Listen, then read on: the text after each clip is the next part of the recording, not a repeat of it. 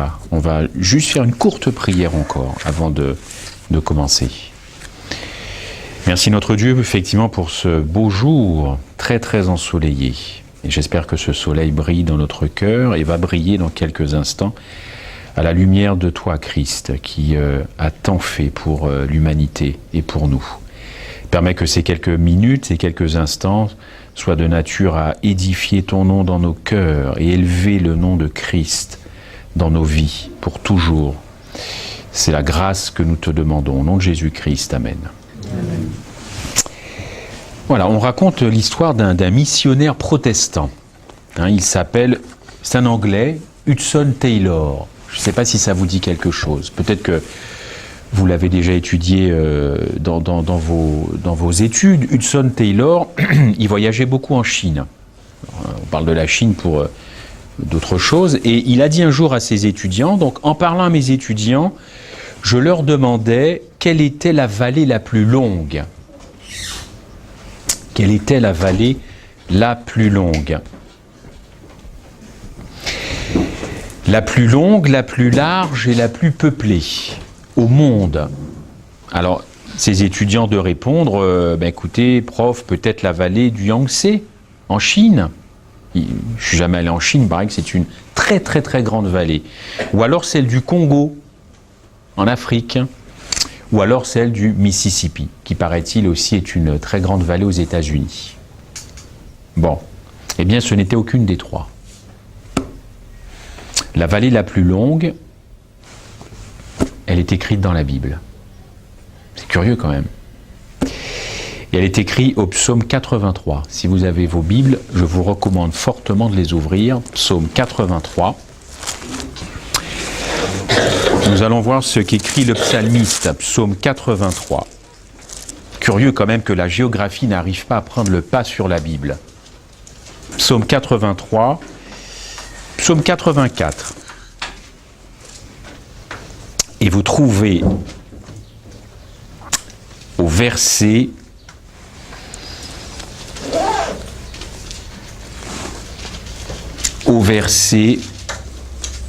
que je n'ai pas noté, voilà, au verset 5, on va remonter jusqu'au verset 5. Heureux ceux qui habitent ta maison, ils peuvent te célébrer encore.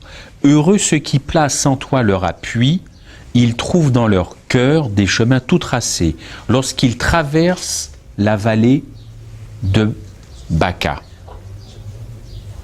Il la transforme en un lieu plein de sources, et la pluie la couvre aussi de bénédictions. La vallée la plus longue, c'est la vallée de Baca. Et vous savez ce que représente la vallée de Baca dans la Bible? Ça vous dit quelque chose ou pas? Eh bien, c'est la vallée des larmes. C'est la vallée des pleurs. Eh bien, ça fait 6000 ans que cette vallée, elle est foulée par des multitudes de personnes. Et il est bien rare qu'un être humain n'y soit jamais passé. Si je devais vous poser la question ce matin, est-ce que vous avez pleuré au moins une fois dans votre vie? Vous me diriez probablement que oui. Eh bien, vous avez au moins traversé une fois dans votre vie la vallée de Baca. Et c'est vrai qu'il y a beaucoup de souffrance sur cette terre. Vous aussi, vous êtes témoin de cette souffrance. Et il existe en chacun d'entre nous une souffrance. Et cette souffrance peut nous détruire, et elle détruit.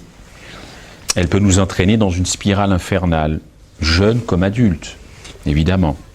Et cette souffrance, elle nous ronge. Et ma question que je me pose tellement en ce moment, mais je voudrais savoir pourquoi, effectivement, ces souffrances nous rongent, et est-ce qu'on peut s'en sortir? Alors, il y a ce texte, dans Psaume 84, et voilà ce que dit David. « Heureux ceux qui placent en toi leur appui et qui trouvent dans leur cœur des chemins tout tracés. » Lorsqu'ils traversent cette vallée, eh bien, ils la transforment en un lieu plein de sources et en un lieu de bénédiction. C'est paradoxal. Alors, chers amis, aussi fort qu'un être humain puisse paraître, il cherche toujours quelque part un appui. Le cadre où il vit, par exemple, sa famille, ses amis, ceux qui pensent comme lui, alors les partis politiques, des syndicats, des cercles philosophiques. Et on est étonné que l'homme, et surtout le chrétien, hésite et répugne même à recourir aux promesses de Dieu. Et je me suis aperçu que face à certaines souffrances, à certaines épreuves, le chrétien, l'adventiste, puisque nous sommes adventistes, recherche un soutien, mais beaucoup plus visible que le soutien de Dieu. Le problème, c'est que les soutiens qui sont visibles beaucoup plus que Dieu, ce sont des soutiens aléatoires. C'est ça le problème, des soutiens aléatoires. Et certains, après avoir conclu leur alliance avec Christ, le baptême, notamment, eh bien, s'étonnent de voir que leur caractère ne change pas. C'est-à-dire que on les a accompagnés au baptême, ils se sont baptisés, un sabbat, il faisait très beau, parfait, la journée s'est bien passée, et puis les jours suivant le baptême, vous vous apercevrez, pour ceux qui ne sont pas encore baptisés, que finalement, il n'y a pas tellement de changement dans leur vie. C'est pas une question que je vais poser à mon fils, qui s'est baptisé maintenant, il y a 1 an, mon plus grand Alexandre le Grand, très grand conquérant. Mais je crois savoir qu'une fois on a eu une discussion, il me disait, mais papa, j'ai pas changé. Ah, j'ai pas changé. Et j'ai bien peur que ce soit ça qui décourage les gens, adultes comme jeunes, qui après leur baptême s'aperçoivent qu'au fond, leur caractère n'a pas changé. Et vous connaissez bien ce dicton, chasser le naturel, et il revient au galop. Alors on fait semblant, encore une fois, très beau baptême, très bien, bel engagement, gloire à Dieu, mais les semaines et les mois après, on se rend compte qu'on a les mêmes pensées négatives, qu'on a des mauvaises paroles, qu'on réagit mal. Et du coup, là, c'est le coup de blues. Comment ça se fait que le baptême ne m'a pas changé? Comment ça se fait que le baptême... Et encore une fois, il y a beaucoup d'adultes qui se posent cette question. Alors, c'est vrai que dans les communautés, on prie, on chante des cantiques, et on demande à Dieu de nous rendre meilleurs. Je ne sais pas pour vous, mais c'est ce que j'entends. De nous rendre disponibles pour les autres, n'est-ce pas? Et puis de pouvoir aider notre prochain. Ça, c'est le triptyque. Finalement, quand on est chrétien, on est là pour aider son prochain. On désire être des canaux de bénédiction pour les autres, mais en fait, l'eau ne peut couler que par un fossé, un canal ou une vallée. N'est-ce pas? Vous l'avez tous remarqué. Eh bien, c'est pareil pour le chrétien, c'est pareil pour l'adventiste du 7e jour. La vie de Dieu ne peut couler en bénédiction pour moi et pour les autres qu'à travers des vallées que mes expériences douloureuses auront creusées. Alors, quelles sont ces expériences douloureuses? Eh bien, il y en a une, c'est de vivre l'Évangile. Ça, c'est une expérience douloureuse, contrairement à ce que l'on peut vivre. Et vous avez un texte, prenez-le, Apocalypse 14, c'est un texte qui est très très clair. Apocalypse 14. Je vis un autre ange, vous connaissez ce texte, vous devez l'entendre dans vos églises. Apocalypse 14, je vis un autre ange qui volait au milieu du ciel et il tenait dans la main un évangile pour qu'il soit prêché à tous les habitants de la terre. N'est-ce pas? Grosso modo, vous avez à peu près ça. Apocalypse 14, verset 6. Très bien, jusque-là, tout va bien, n'est-ce pas? Avez-vous remarqué que ce texte a comme base, comme socle, l'Évangile? On trouve dans ce texte, dans tout le chapitre 14, une série d'événements qui marquent la fin des temps. Ce texte est conçu pour préparer un peuple au retour de Jésus-Christ. Donc vous avez dans ce texte tout ce que le peuple de Dieu doit dire. On ne va pas le lire entièrement, versets 7, 8, 9, 10. Alors donc vous avez le message, l'heure du jugement, les avertissements de la fin, la loi de Dieu, tout ça pour préparer un peuple. Mais au fond, quelle est la base, quel est le socle de ça? C'est écrit au verset 6, il avait cet ange un évangile. Ce message des 3 anges commence avec comme base un évangile. Le problème, c'est quel est cet évangile? Et si je vous posais la question ce matin, quelle serait la définition que vous me donneriez de l'évangile? Si je faisais un sondage, je ne suis pas sûr d'avoir la même définition chez chacun d'entre vous. C'est pas facile à dire, chez chacun d'entre vous. La langue peut fourcher. Alors je vous propose une réponse qui m'a interpellé. Ce n'est pas la mienne. On peut trouver ce texte dans Luc 23. Vous allez voir, Luc 23. Vous connaissez aussi ce passage, Luc 23. C'est une des réponses. Elle m'a interpellé. C'est le brigand sur la croix. Voilà. Il était peut-être à peu près comme ça. Bien que moi, je ne sois pas un brigand, je l'espère.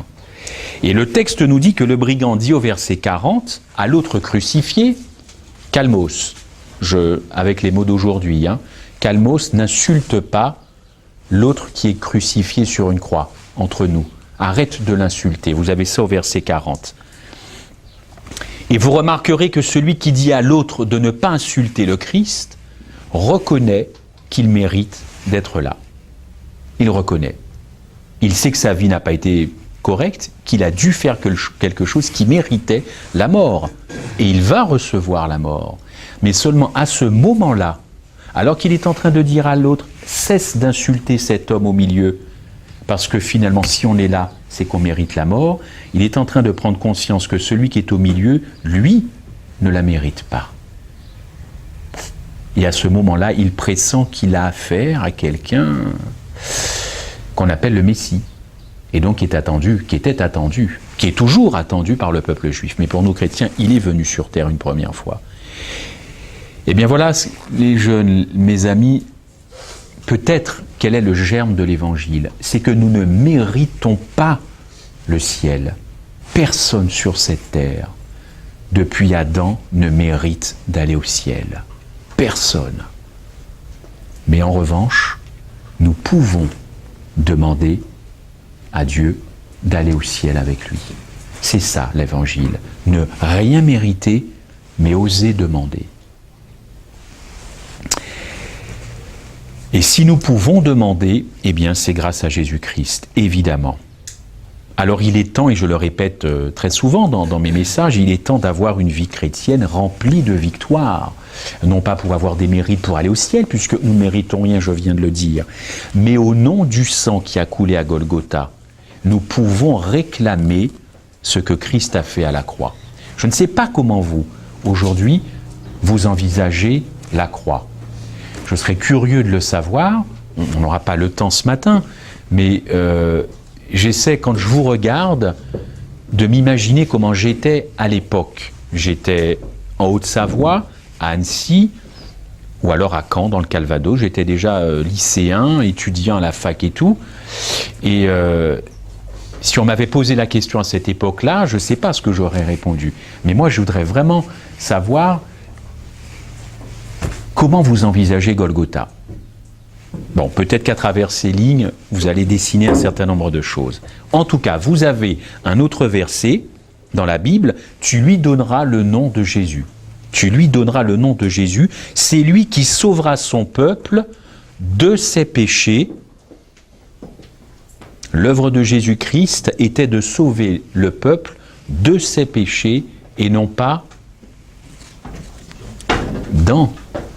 Est-ce que vous faites quand même la différence entre sauver quelqu'un de ses péchés et sauver quelqu'un dans ses péchés? C'est pas du tout pareil. Et l'Évangile est une bonne nouvelle, on vient de le voir, mais quelle est cette bonne nouvelle?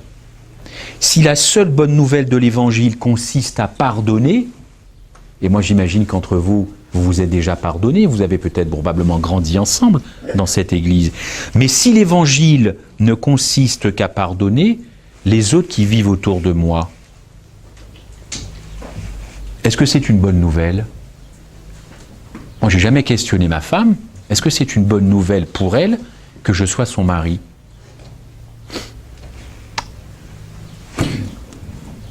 Je vois que certains sourient, peut-être que certains sont fiancés, mais avez-vous posé la question à votre conjoint, est-ce que c'est une bonne nouvelle que tu m'as dans ta vie?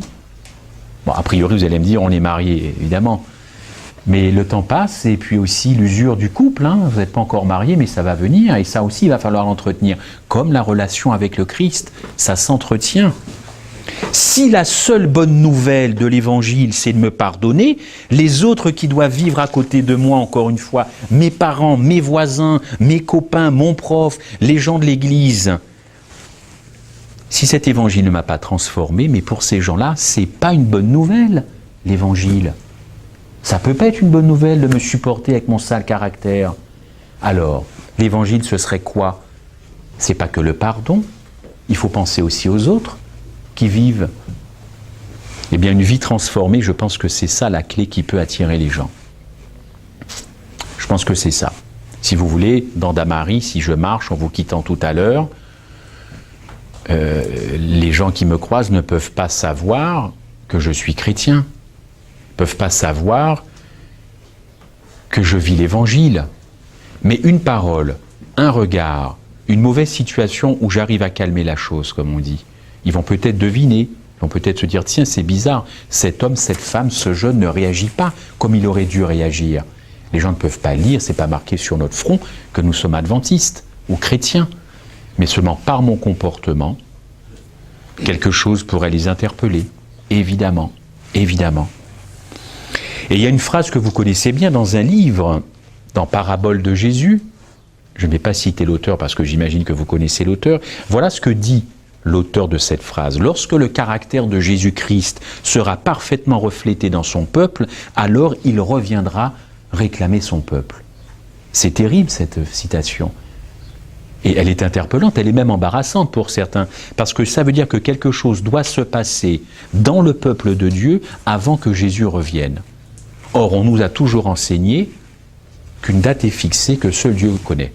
On est d'accord? Je suis dans les clous pour l'instant. Hein? Il y a une date, elle est fixée, même Jésus ne la connaît pas.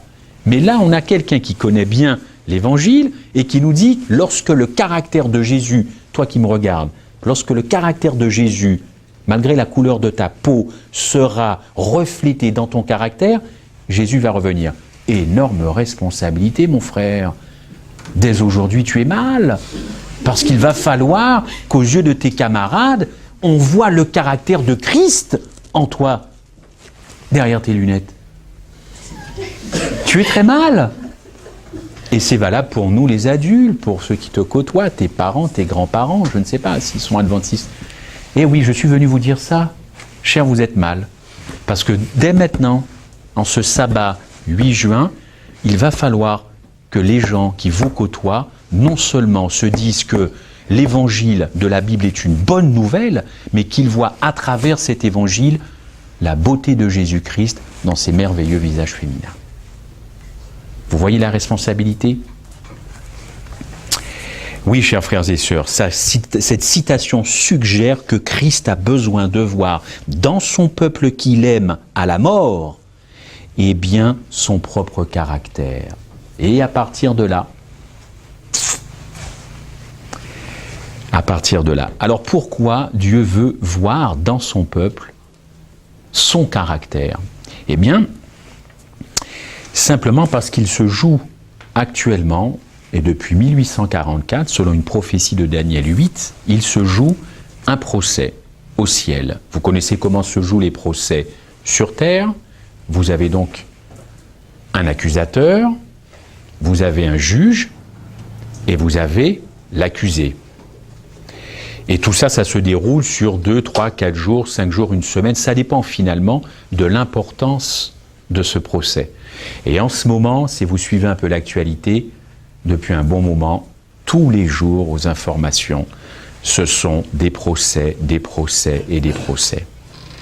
Là, on vient de finir avec un jeune homme qui a pris carrément, non pas la perpétuité, mais la mesure de sûreté de 22 ans parce qu'il a assassiné une jeune femme, je crois. Et puis quoi, ce sera quoi la semaine prochaine? Ce sera quoi dans un mois? Ce n'est que ça. Eh bien, au ciel, depuis 1844, se joue un procès. Et vous avez en face de Jésus-Christ notre ennemi commun, le diable, qui accuse Jésus-Christ de quoi? De quoi peut-il l'accuser? Sûrement pas d'avoir été sur terre un personnage rempli d'amour. S'il y en a un qui est bien placé pour savoir que Christ était amour, c'est le diable. Sûrement pas pour lui accuser d'avoir un si beau caractère. Non. Quand il regarde le Christ, avant de le regarder, il regarde sur terre. Et il regarde Christophe Michel, il regarde un tel. Et il dit, mais c'est ça que t'as sauvé? C'est ça que t'as sauvé? Mais regarde leur caractère. Mais regarde comment il vient le samedi au temple. Physiquement, il est là, mais sa tête est ailleurs. Physiquement, il est là, mais il est sur son portable. Il est déjà à la fin du sabbat. Regarde comment il parle à ses parents. Regarde comment ses parents parlent à ses enfants. C'est ça que t'as sauvé. Et c'est en permanence des accusations, des accusations, des accusations. Jésus se fait systématiquement accuser à cause de nous. Il nous a sauvés, mais il aimerait bien voir nous vivre en tant que personnes sauvées. C'est là le challenge. C'est là. Et donc Christ prend tout le temps ses attaques, ses attaques, ses attaques. Et ce procès au ciel qui a commencé, c'est un procès qui doit être équitable.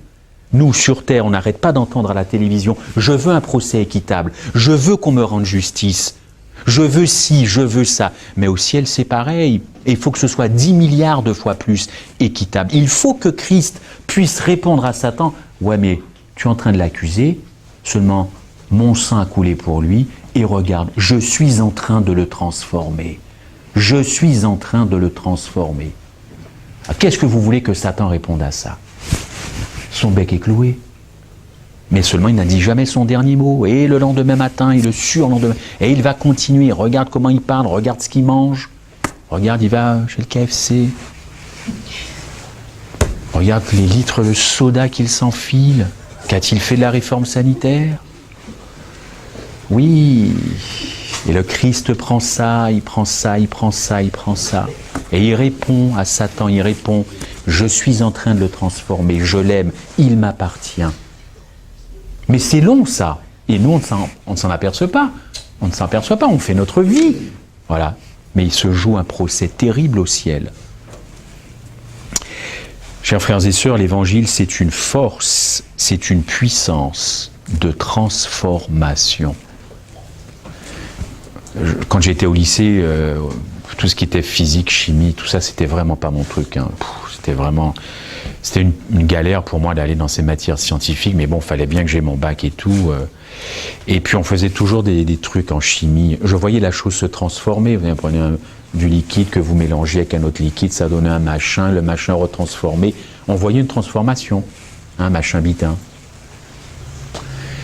Bon, moi, j'étais complètement indifférent à la physique, à la structure moléculaire de ma chemise ou de mon jean. Ça ne m'intéressait absolument pas et je ne comprenais pas qu'on s'intéresse à ça. Mais seulement le truc quand même se transformait, n'est-ce pas ? Qu'est-ce que Christ veut voir chez vous, chez moi, tous les jours ? Une transformation. Si ça ne transforme pas, c'est quoi le christianisme si ça ne change pas les gens ? Mais profondément à rien. C'est un livre qui a été écrit par des gens inspirés, mais s'il n'y a pas de transformation, je ne vois pas ce qu'on fait là. Alors on attend quelqu'un qui va venir nous chercher, et en attendant, on ne se transforme pas. Mais même un bijou, quand il est poli, on les voit, hein, les gens qui taillent les bijoux, il a transformé le bijou pour ensuite le vendre à une clientèle. Il l'a bien transformé parce que brut, c'est pas bon, c'est invendable. Donc il va tailler le bijou, et ensuite, alors là, ça va être les grandes stars qui vont porter ça pour Cannes. Mais seulement le bijou a été taillé. Eh bien, l'Évangile veut nous tailler, entre guillemets.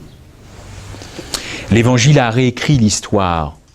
Hein, Serge, l'Évangile a réécrit l'histoire, ton histoire, notre histoire. Et souvenez-vous ce que dit dans Jean 5, on va regarder cette histoire très rapidement. Jésus marche dans la ville de Jérusalem.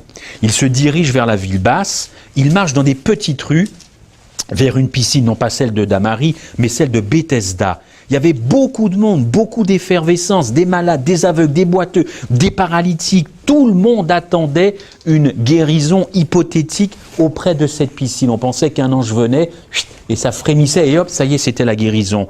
Et là, vous aviez Jean 5, un homme malade, un homme couché, dit le texte.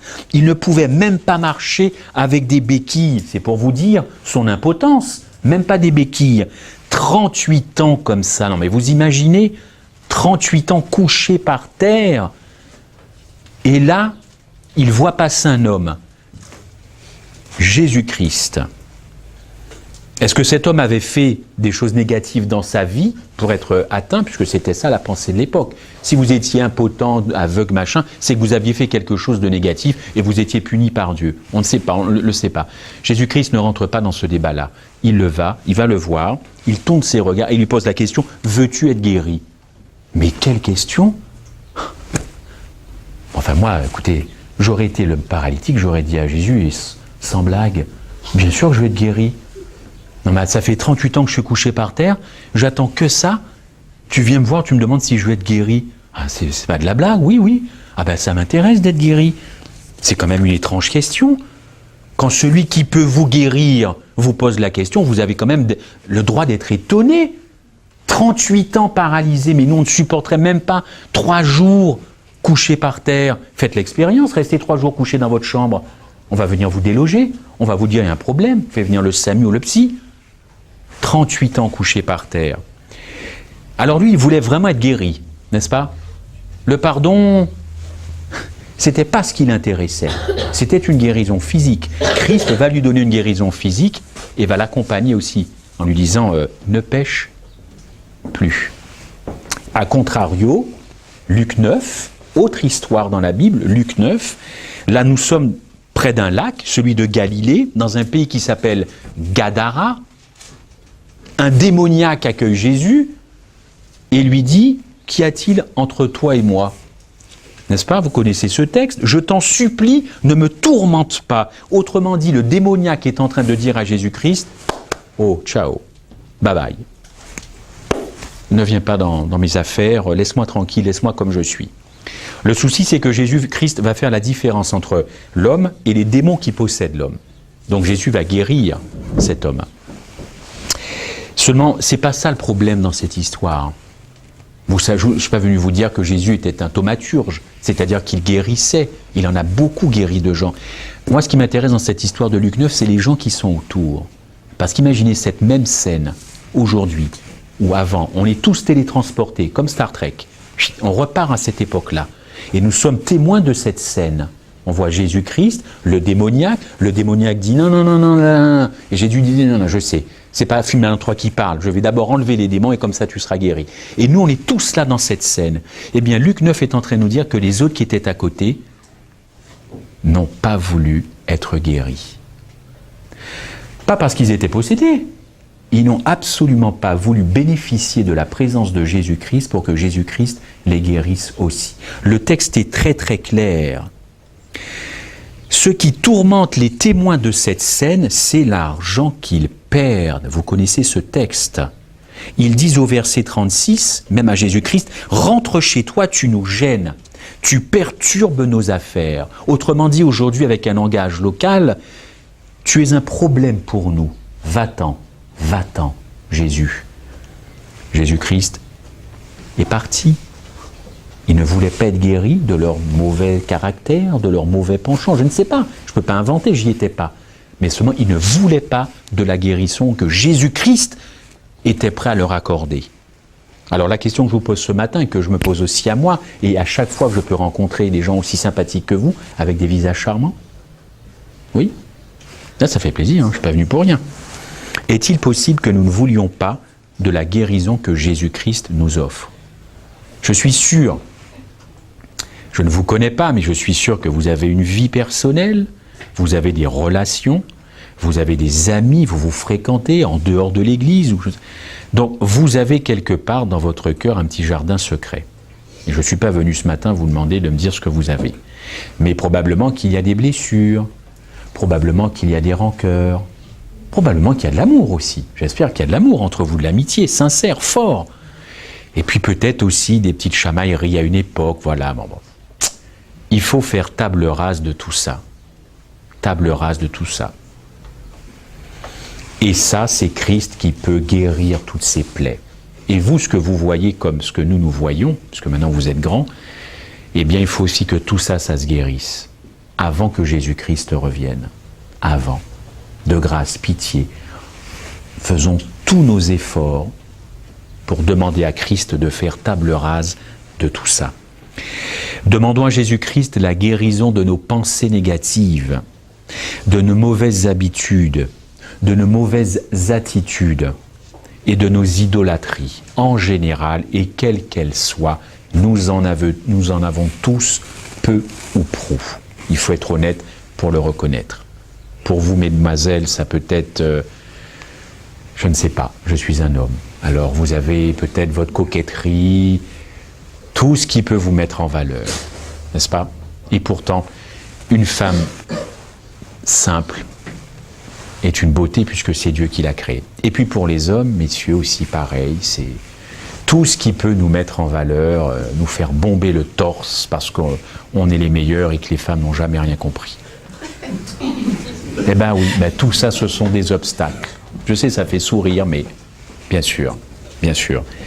Il faut faire très attention parce que toutes ces choses viennent finalement créer du trouble dans le cœur. Hein. On ne le dit pas forcément, ça ne se voit pas forcément, mais c'est dans le cœur. Moi, ce qui m'intéresse, c'est ce qu'il y a dans le cœur des gens. D'autres, c'est ce qu'ils ont dans le porte-monnaie. Moi, ce qui m'intéresse, c'est vraiment ce qu'il y a dans le cœur des gens. Et si j'étais un chirurgien, je crois que je serais un chirurgien cardiaque. Ça m'intéresserait d'ouvrir, de tirer et de regarder le cœur. Comme ça, le truc battre comme ça devant moi. C'est du palpable, un cœur. Mais qu'est-ce qu'il y a dans le cœur? Ça, c'est l'affaire de Jésus-Christ. Ça, c'est l'affaire de Jésus-Christ. Chers amis, Jésus attend que nous abandonnions la bonne opinion que nous avons de nous-mêmes. Hein? Si je veux que Dieu agisse pleinement dans ma vie, c'est ce que je dis, c'est ce que je pense, c'est ce que je chante, il faut qu'il y ait une transformation totale de votre vie.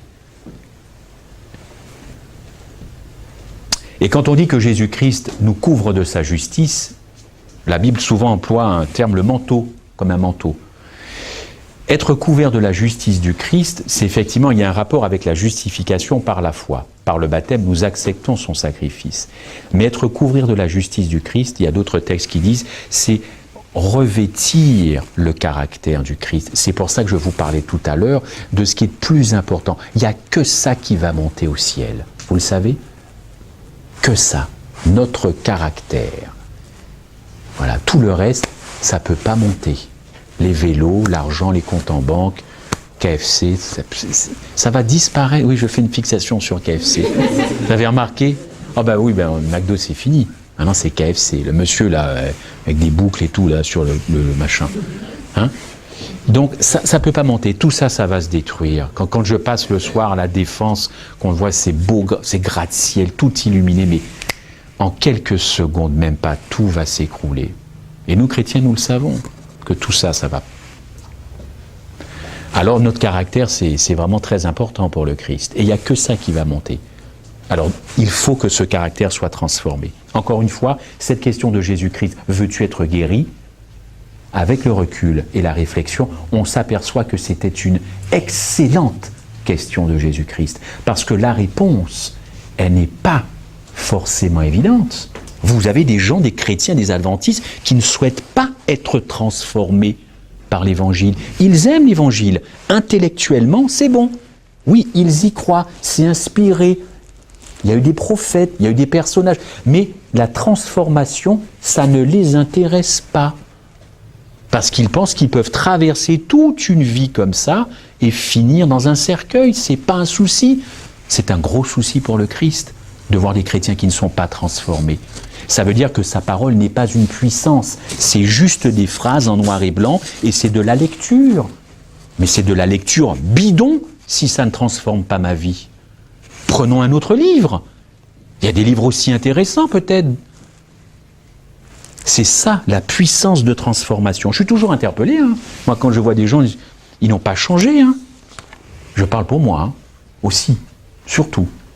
Si vous les prenez à l'instant T, vous les retrouvez à l'instant Z, c'est pareil. Vous vous absentez 10 ans de la métropole, vous revenez, la personne n'a pas changé. Elle vous dit toujours jamais bonjour, jamais poli, jamais machin. Vous vous dites, mais Seigneur, waouh, mais c'est un livre qui n'a pas de sens alors, si ça ne touche pas. Et si ça ne transforme pas. On aime bien être le centre d'intérêt des autres. Et ça, je le dis pour tout le monde. Tout le monde y passe. Hein.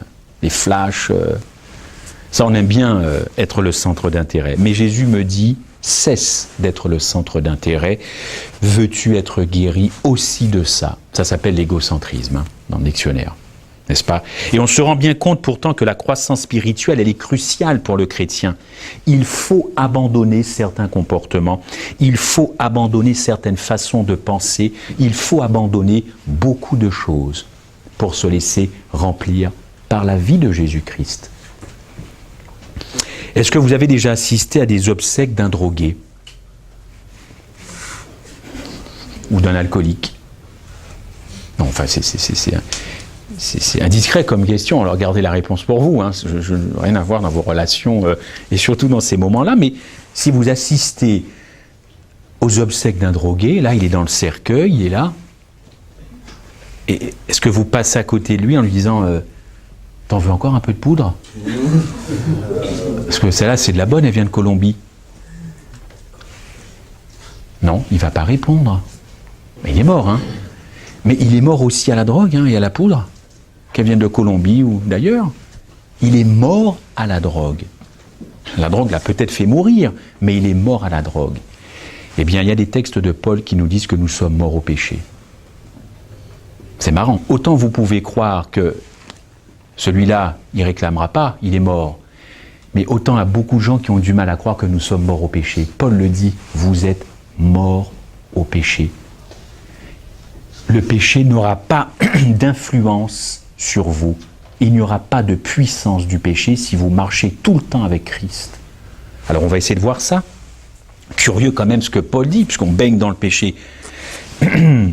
Eh oui, la solution pour Dieu, pour régler le problème du péché, finalement, ce n'est pas de me rendre meilleur.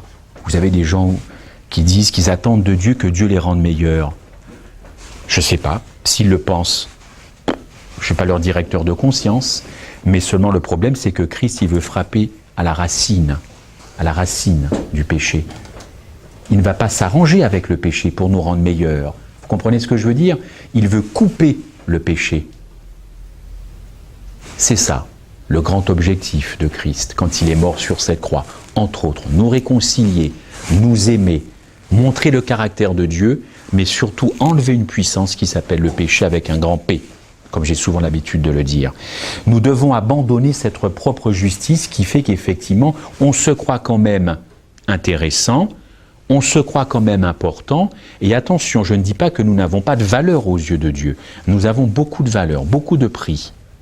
Mais il y a quelque chose que j'ai découvert, enfin quand j'étudie la Bible, c'est cette suffisance que l'homme peut avoir.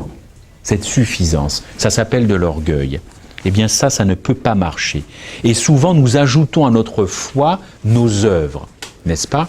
Alors vous pouvez me dire, oui mais bon, dans la Bible, la foi ne va pas sans les œuvres. Pierre dit même que la foi sans les œuvres, c'est quelque chose de mort.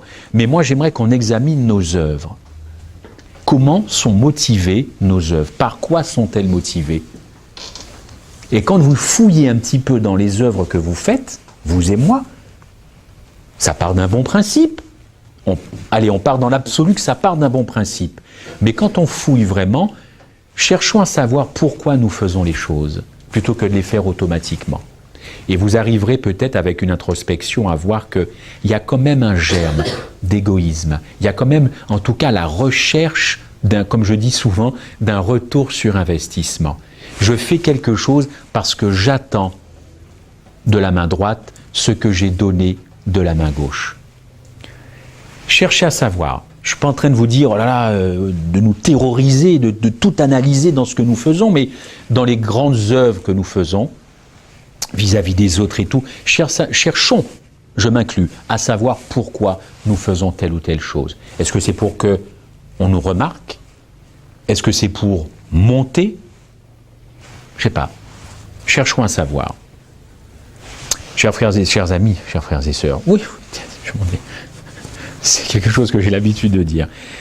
Il y a des personnages bibliques qui ont effectivement dû rentrer en eux-mêmes, comme on dit, Paul, Pierre et Noé. 3 personnages qui ont dû vraiment, comme on dit, j'entends, se faire minables. Parce qu'ils sont vraiment rentrés en eux dans leur cœur pour examiner ce qu'ils faisaient, notamment Pierre. J'aime bien prendre l'exemple de Pierre. Quand Jésus dit « je vais mourir crucifié », Pierre dit « non, je m'occupe de tout, je règle l'affaire, il ne t'arrivera rien ». Jésus dit « arrière de moi Satan, arrière de moi Satan ». Voilà, parce que les plans de Satan, c'était effectivement que Christ n'aille pas jusqu'au bois.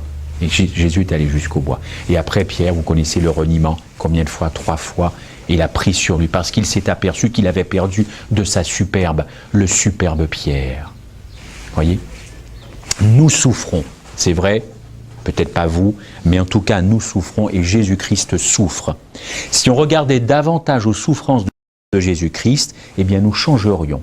Parce que du coup, on déplace la focale, on a trop l'habitude de se regarder souffrir. Si on regardait ce que Christ a souffert, et je vous invite à lire, là nous n'allons pas avoir le temps, au moins le chapitre sur Golgotha et Gethsémani dans Jésus-Christ.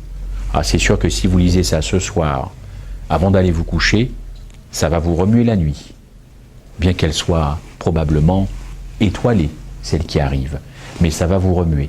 Ou demain matin, si vous n'êtes pas disposé, mais lisez Gethsémani et Golgotha et regardez comment le Christ, par où le Christ est passé pour que nous soyons toujours existants sur cette terre. On ne peut pas, si on a un cœur, et je veux bien croire que vous avez un cœur, rester indifférent à cette souffrance, le chemin par lequel Jésus-Christ est passé. C'est toujours bouleversant de lire ça. Vous avez un texte, et je vais bientôt terminer parce que le temps passe très très vite.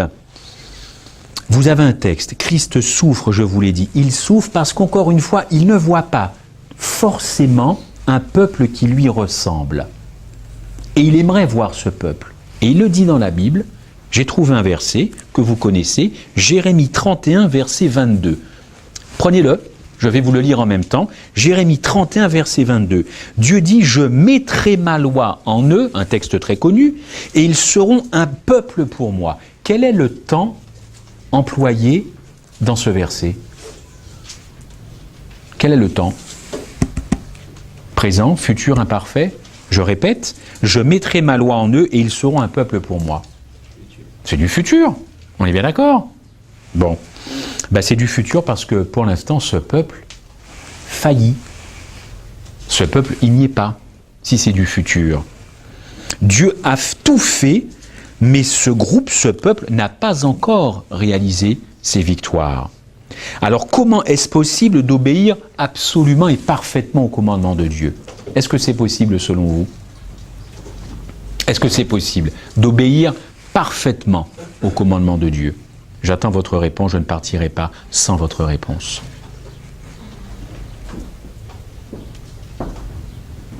Je ne bouge plus. Est-il possible d'obéir parfaitement selon vous? Oui, frère. Et c'est très très bien de le penser, parce que si tu as ça dans ta pensée toute ta vie chrétienne, tu vas t'apercevoir que c'est absolument, complètement différent si tu crois que ce n'est pas possible. Tu vas donc avoir deux vies chrétiennes qui vont partir à l'opposé. C'est incroyable. Plus une petite réponse comme ça va te faire une vie chrétienne, mais à l'opposé. Deux vies chrétiennes totalement différentes. Pourtant, c'est le même Jésus, mais ta vie quotidienne chrétienne ne sera absolument pas la même. Et souvent, on entend dire dans les assemblées, est-ce qu'on connaît quelqu'un qui est capable d'obéir parfaitement? C'est pas rare d'entendre cette remarque dans nos assemblées. Autrement dit, Dieu a-t-il vraiment vu son peuple réaliser cette promesse? C'est pas la mienne, c'est dans Jérémie 31. Je mettrai ma loi dans leur cœur, n'est-ce pas? Et ils seront un peuple pour moi. N'est-ce pas? Alors, qu'est-ce qu'on fait? Dieu a-t-il vraiment un peuple pour réaliser ce qu'il a dit dans Jérémie? Eh bien, on a la réponse d'Apocalypse 14, un verset que vous connaissez bien. Ici sont ceux qui gardent mes commandements. N'est-ce pas? Toujours Apocalypse. Ils gardent mes commandements. Voilà la réponse. Alors, comment si dans l'histoire de l'humanité, du monde, il n'y a aucune génération qui, pour l'instant, n'a réussi à garder parfaitement la loi de Dieu, qu'est-ce qui va rendre une génération capable de le faire? Vous êtes bien d'accord? Vous me suivez? Aucune génération ne l'a fait. C'est promis, c'est une promesse dans la Bible. Quelle est cette génération? La Bible ne ment pas et la génération n'est pas encore là. Comment ça va se passer? Apocalypse 14, ils ont la foi de Jésus. C'est marqué dans le texte, Apocalypse 14, verset 12. C'est ici la persévérance des saints qui gardent les commandements de Dieu et la foi de Jésus. Est-ce que vous êtes avec moi? Parce que ça, c'est un passage très important. Eh bien, la réponse se trouve dans ce texte. Et la foi de Jésus, c'est quoi? Où la trouve-t-on, cette foi de Jésus-Christ? Eh bien, on trouve tout cela à Golgotha, dans la croix, où Christ a été crucifié. Je ne sais pas, comme je vous disais tout à l'heure, si on a bien mesuré les souffrances de Jésus à Gethsémanée. Si je vous invite à lire ça, c'est parce que vraiment c'est important. Et pendant ces derniers instants sur terre, Jésus a prononcé une phrase que vous connaissez bien et que j'aime bien illustrer dans les messages. « Mon Dieu, pourquoi m'as-tu abandonné ?» N'est-ce pas? Et vous avez dans un autre livre, Témoignages volume 2, il est écrit, dans son humanité, Jésus-Christ n'arrivait pas à dépasser les portes de la tombe. Il ressentait ce qu'un grand nombre de pécheurs vont ressentir, n'est-ce pas, quand les problèmes vont arriver, c'est-à-dire lorsque la coupe de la colère de Dieu va se déverser sur nous, c'est-à-dire les temps de la fin. Ce n'est pas un texte qui est là pour faire peur, c'est un texte qui est là pour nous prévenir de ce qui va se passer. Alors c'est vrai que d'une certaine manière, Jésus a pénétré dans l'enfer. Ça aussi c'est quand même embarrassant, comme Jésus, l'enfer, ça colle pas, ça peut pas coller. Eh bien il est allé jusque-là. Et dans son agonie, la foi et l'espérance de Christ, eh bien ont vacillé. Parce que Dieu avait retiré l'assurance qu'il avait donnée à Jésus-Christ jusqu'à présent. Golgotha a été quelque chose. Même les mots, nos mots les plus simples et peut-être les plus puissants n'arriveront jamais à bien définir ce qu'a été Golgotha. Alors quelque chose s'est passé à ce moment-là. On n'a pas le temps, lisez ce texte. Quelque chose s'est passé quand Christ a dit « Père, Père, Père, pourquoi m'as-tu abandonné ?» Encore une fois, il n'est pas écrit dans la Bible « Père, pourquoi m'as-tu abandonné 3 jours ?» Mais « Pourquoi m'as-tu abandonné tout court ?» Réfléchissez à cette question aujourd'hui. Pourquoi Jésus-Christ a dit ça? Il dit à son Père, pourquoi m'as-tu abandonné? Seulement à ce moment-là, il y a quelque chose qui s'est passé. La foi de Jésus-Christ a pris le dessus. Parce que vous avez des textes dans la Bible, surtout Paul a écrit qu'effectivement, l'abandon qu'a ressenti Jésus-Christ a été tel que malgré ça, il a exercé la foi qu'il avait en son Père. Malgré ce saut dans l'inconnu, une distance entre Dieu et lui, à cause du péché, une telle iniquité fait que Dieu a retiré sa présence de Jésus-Christ. Et Jésus-Christ a ressenti ça. Malgré ce décalage, ce gouffre entre deux, pas affectif, eh bien, il a toujours fait confiance à son Père. Il s'est toujours fait une joie d'obéir à Dieu, et il a dit cette phrase à son Père qui ne voyait plus, en d'autres termes, il abandonne sa vie et il plonge dans l'inconnu. Un autre texte, toujours dans Jésus-Christ, il est dit « Jésus connaissait parfaitement le caractère de son Père, sa justice, sa grâce, son grand amour et sa compassion. » Jésus-Christ a été confiant même dans les moments les plus cruciaux de sa vie. La confiance avec son Père. Et pourquoi il avait cette confiance? Parce qu'il avait une véritable relation. C'est cette même relation que Christ attend de nous, de moi, de mes enfants, de mon épouse, de mon Église. Avoir cette solidité dans la relation. J'avance un petit peu. Vous savez, il y aura bien une génération d'hommes et de femmes qui, à un moment donné, garderont parfaitement la loi de Dieu. Pourquoi? Pour être sauvés? Je ne sais pas. Je sais en revanche que par amour pour Jésus-Christ, ils vont vouloir garder cette loi parce que cette loi reflète le caractère de Christ. Les fameux 10 commandements, ça reflète qui est Jésus-Christ. Et ils vont vouloir, par amour, conserver cette loi. Et pas que le sabbat. Pas que le sabbat. Honore ton père et ta mère. Tout. Ils voudront tout garder au fond de leur cœur par amour pour Jésus-Christ. Et non pas pour le gain de quelque chose, ou pour paraître le mieux à l'église ou devant les camarades. Tout ça, ce sont des arrière-pensées qui n'existeront pas. Et ce type de personnes, oui, Christ va faire en sorte que ces personnes existent sur ce globe terrestre. Parce que ces personnes vont refléter sa gloire. C'est la puissance maximale de l'Évangile. Vous savez, encore une fois, le péché, c'est ce qui nous détruit, n'est-ce pas? Ça détruit notre communion entre nous et ça détruit notre relation avec Jésus-Christ. Et rappelez-vous ce texte dans la Bible, quand Christ affronte Satan dans le désert, les fameuses tentations, qu'est-ce qui se passe? Avez-vous remarqué que Jésus-Christ ne rentre pas dans un débat théologique avec Satan? Il n'est pas en train de lui dire, oui, tu comprends, alors on va commencer par là. Pas du tout. Il ne lui offre pas la possibilité d'une étude biblique. Qu'est-ce qu'il lui dit? Qu'est-ce qu'il lui dit? Il est écrit. Il est écrit. Eh bien, Jésus-Christ, pour résister à la tentation face au diable, s'est servi de la parole de Dieu en disant « il est écrit ». Il est écrit. Alors pourquoi nous aujourd'hui, quand on a une méga tentation qui arrive, on ne pourrait pas se servir de la parole et de dire à la tentation « il est écrit, il est écrit, il est écrit ». Ce qui a été valable pour Jésus-Christ à son époque est tout à fait à disposition pour nous aujourd'hui, avec toutes nos faiblesses, nos tares, nos problèmes et tout ça. C'est à disposition. Quand on dit que la Bible c'est un trésor, mais c'est beaucoup plus qu'un trésor. On peut s'en servir pour résister à toutes sortes de tentations, grâce à Jésus-Christ. Alors on raconte cette histoire, et ce sera la dernière. C'est un acteur anglais qui discutait un jour avec l'archevêque de Canterbury. Canterbury, je le dis avec l'accent.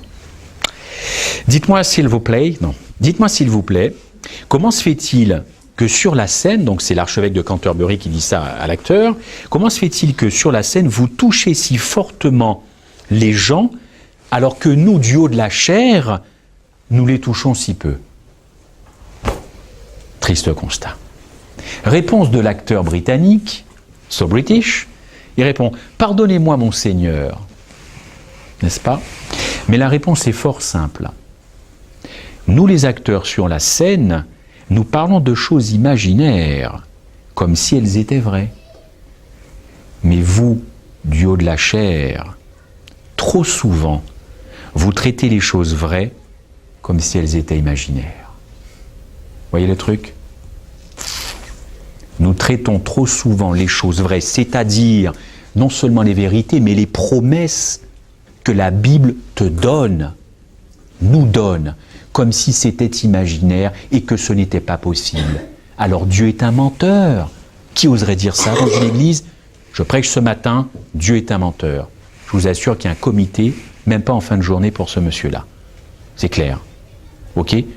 Mais seulement, en réalité, nous ne croyons pas à toutes ces promesses, et notamment celle d'une vie sans péché. Nous n'y croyons pas. Et Dieu n'est pas mort à la croix pour les incrédules, il est mort à la croix pour nous prouver que c'est possible. Et que tout ce qu'il a fait, ce n'est pas un égoïste, il nous le donne, c'est un don. Dieu a tant aimé le monde, c'est ça, qu'il a donné son Fils avec le package, avec la puissance d'avoir une vie comme il veut. Alors ce fameux évangile, ce bon évangile, ben c'est ça ce bon évangile. C'est traverser toute une vie en reflétant le caractère, en aimant le caractère de Jésus-Christ et en voulant passer du temps pour que Dieu nous donne ce caractère. Dernière petite histoire, c'est vraiment la dernière, Laurent, c'est promis.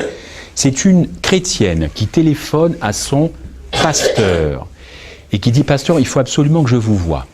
Le pasteur ne recevait jamais de coup de téléphone de cette chrétienne. Le pasteur fait le déplacement, il arrive, elle l'installe, elle dit « Pasteur, j'ai une nouvelle grave à vous annoncer. » Ah, il dit « Pasteur, je vais mourir. » Aïe, oui, voilà, j'ai un cancer, on vient de le diagnostiquer, j'en en ai plus pour longtemps. Vous êtes ici pour préparer les obsèques.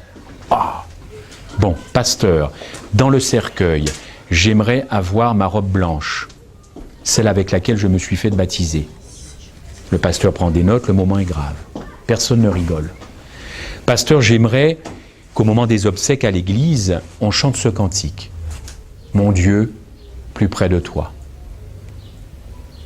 Pasteur, j'aimerais que dans mon cercueil, on puisse mettre de la main gauche ma Bible. Elle m'a toujours accompagné toute ma vie de chrétienne. Mais qu'on l'ouvre à un psaume. Psaume 23. L'Éternel est mon berger, je ne manquerai de rien. L'instant est grave. C'est pas drôle, il n'est pas venu. Il ne pensait pas venir pour ça chez cette personne. Et puis il dit, pasteur, j'aimerais que vous mettiez une fourchette à ma main droite. Et là, le pasteur de dire, quoi? La robe, ok, le verset, mais une fourchette, pourquoi voulez-vous mettre une fourchette dans votre main droite? Elle dit, ben voilà, pasteur, vous savez que je suis diaconesse depuis des années et que quand je servais les repas le samedi midi à l'église, eh bien, quand on desservait, Je disais tout le temps aux gens qui étaient là, conservez votre fourchette. Et ça, les membres savaient ce que ça voulait dire quand je disais conservez votre fourchette. Ça voulait dire que les desserts arrivaient. Et les desserts, c'était top. Et quand je disais ça, conservez votre fourchette, ça voulait dire que le meilleur, c'est-à-dire le clou du repas arrivait. Des glaces à la vanille, des Mont Blanc, des beaux Mont Blanc. Alors, quand les gens me verront dans le cercueil avec la fourchette à la main droite et qu'ils diront « Mais pourquoi a-t-elle une fourchette à la main droite ?» Pasteur, je veux que vous répondiez aux gens, c'est parce que Marthe pensait que le meilleur était à venir. Alors oui, les jeunes, le meilleur est à venir, mais le meilleur est offert aujourd'hui de notre vivant, de votre vivant. Et l'Éternel a pour vous une vie incroyablement extraordinaire pour vous. Si vous accrochez à ses promesses, si vous y croyez, l'Éternel va tracer une vie pour vous extraordinaire. Vous allez éblouir votre entourage tellement ils vont ressentir Jésus-Christ dans votre cœur. Et ça va les mettre KO. Et là, ils vont se dire, il y a un butin chez cette personne. Je voudrais en savoir plus. L'Éternel a construit une vie pour vous incroyable. Et le meilleur, vous ne l'avez pas encore vu. Mais accrochez-vous à lui, donnez-lui tout ce que vous avez de votre cœur. Ne partagez pas votre cœur avec autre chose que Jésus-Christ. Je ne suis pas en train de vous dire de ne pas aimer vos voisins, vos parents, mais donnez beaucoup, donnez tout ce que vous pouvez. Et vous verrez que plus vous vous accrocherez aux promesses de Christ, plus ce sera bon et plus vous voudrez rentrer dans ses promesses.